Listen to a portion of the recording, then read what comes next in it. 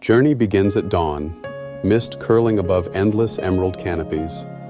Sierra de la Macarena calls softly, a remote wilderness where few footsteps echo. To reach this hidden realm, travel by air or road to the nearest town, then journey deeper via riverboat or guided trek through lush jungle paths.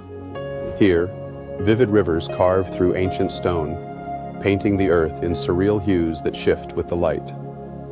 Listen closely. Gentle bird calls, water trickling over smooth rocks, the distant hum of insects weaving a natural symphony. Walk quiet jungle trails and glimpse the rare Guianan cock of the rock or playful squirrel monkeys leaping overhead. Pause beside the crystalline waters of Caño Cristales, the liquid rainbow, where endemic plants create a living tapestry of color beneath the surface.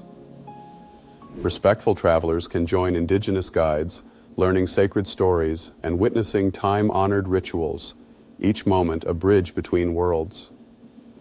Visit during shoulder seasons for solitude and vibrant landscapes. Tread lightly, honor local customs, and leave only footprints behind. The world's quiet corners hold its deepest magic. Where will curiosity lead you? Subscribe for more hidden journeys.